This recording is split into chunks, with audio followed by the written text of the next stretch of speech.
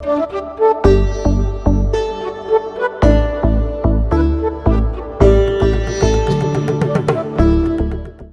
go to another topic that's something that you've done much work on, and something that's also very close to my heart. And even yesterday, when I had Rama on the podcast, I spoke to her about it, which is about freeing Hindu temples from government control. You know, one of the things I started and is what I started to document somewhere in 2015. It's 7 years now since I started. Is what I like to call the secular loot of Hindu temples. No, I'm into part 5 of it, but I have not published it anywhere except in my blog. So in the sense, uh, so in that sense, it has limited traction. But this is not an opinionated article or anything. It is simply documentation of loot that's happened. So if I've already reached and what am I using? I'm using simple Google search, and whenever I come across something, I simply document and write it about with a clear reference and all of those things. I finished 3 parts. I'm into 4th part, where I'm saying, okay, this vigraha stolen from there, gold looted from there, this lost from there, that kind of a thing, this temple broken, that temple, this one. Now we are seeing this consistently, and the complete lack of community voice in matters of dharma. I mean, there's a kind of complete control over what you can do. Recently, we had this notification that came to quite a few temples in Bangalore, in Karnataka, which said you'll have to. Subsequently the notice was withdrawn because of the outrage that happened.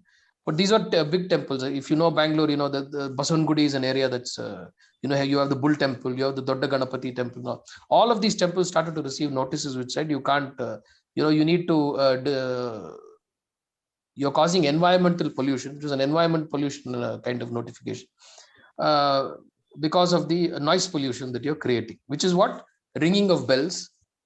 And when the Maharati happens, they play that drum that is kind of, that's noise pollution.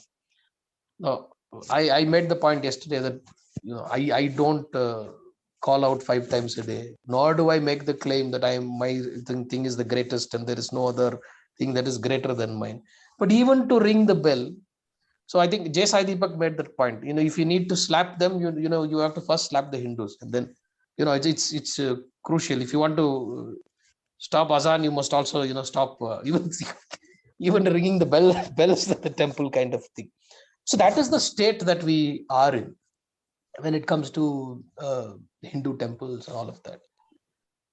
So I just wanted to know what. And one of the responses that came, Rama brought it up, and I told her that I'll take it up with Ashish when he.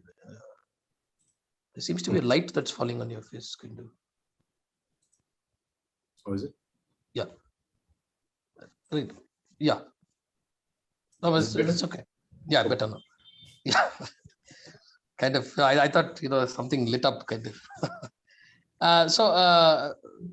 Was that there is if we free temples, so is there a plan? If let's say that we free the temples and give it back to the community. So I said nobody's going to be arguing about freeing temples without having a POA that's going to say how and the what and the how and the why of it, the entire business process that's required for it. But I wanted you to but I promised that I would ask this question, and therefore I'm asking that. So we free the Hindu temple, so what next, kind of thing? Is there a No, it's very. I mean, it's been talked about enough times. No, because that's the stick that's used to beat this whole demand itself, right?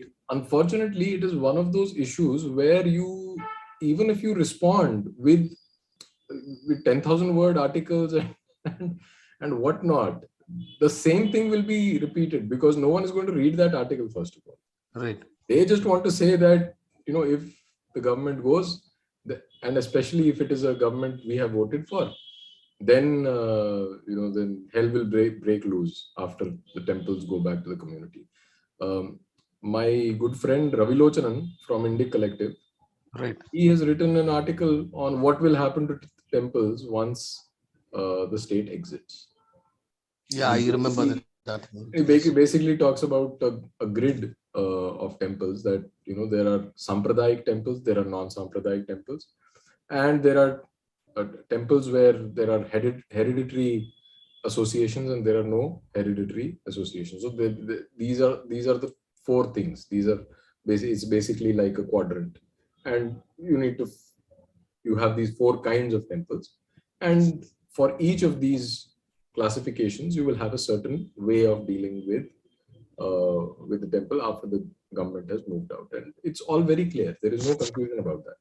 In fact, at India Collective we also have prepared a draft legislation uh, that can be enacted at the parliament, the central government, that would start the process of freeing temples, and we'll make that public very soon. I think there's some minor corrections to be made. So all that has been thought through. It's not a very difficult problem. It's just very basic, and enough deliberations have happened on that, and enough has been written on it already. There's not more than one article on this, on Swatantra Right. Act. So so there is no confusion about that. But the fact is that these are not good faith arguments being made on the other side. Absolutely. These are things that no matter how much you respond, they will still come back with the same question again and again and again. So that's the challenge that we have. Otherwise, there's no confusion about what will happen to those temples. And yeah, sorry. And to the point about this government goes and some other government comes, my research, limited whatever research shows that there is absolutely no difference between this government, that government, there's absolutely no difference. Absolutely. It is the nature of the Indian state itself. Right. It's that. Yeah, and whether there's government A or government B, it doesn't really matter. It doesn't really matter. I mean, the loot continues. We are not just talking of loot. We are talking of diversion of funds for secular purposes. One, kind of then complete mismanagement, and also about things simply disappearing. There's absolutely nothing that's but do you what is your prognosis? Do you see something come of it? Do you think temples would be free at all at some point in time? Because what happened with Sadhguru, right? I mean, he tried that, and there was quite a groundswell, and then he got, I think, he got swatted, and then he simply stopped. I do think that eventually it is going to happen, because the ruling party itself has sent feelers. In my own, Karnataka has Karnataka BJP has had it in his manifesto for the last 10 years, I think now, but nothing's come of it. So in my own negative mindset approach, I believe that this is going to be made into a big issue, so that you maximize the benefits from this issue. Right. Get as many votes as possible, and once this becomes big enough, then you deliver that promise. So I am hopeful that this is going to happen, but it will not happen in a straightforward way. It will not happen like in a logical fashion, as you would expect dharmically minded government to do. It's going to go through that churn and all that, and then finally, I think, I don't know, maybe it'll take 3 years, or maybe it'll take 10 years. I don't know, but it will happen eventually. That is what I believe, because that's the kind of feelers that I got. More importantly, what it results in, that I am not very comfortable with, because the kind of feelers, again, that came from them were not.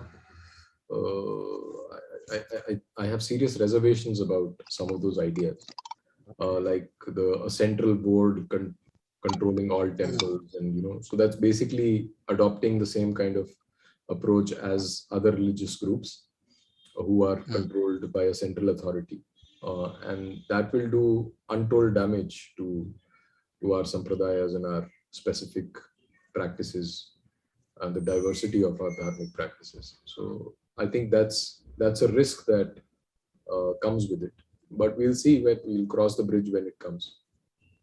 I think one of the things that yesterday's conversation that came up is a simple thing like dancing in front of the deity, even at Chidambaram, is not allowed. Yeah. I mean, if you can't, if you can't dance in front of the Sabapati, then It's who part of will that. you?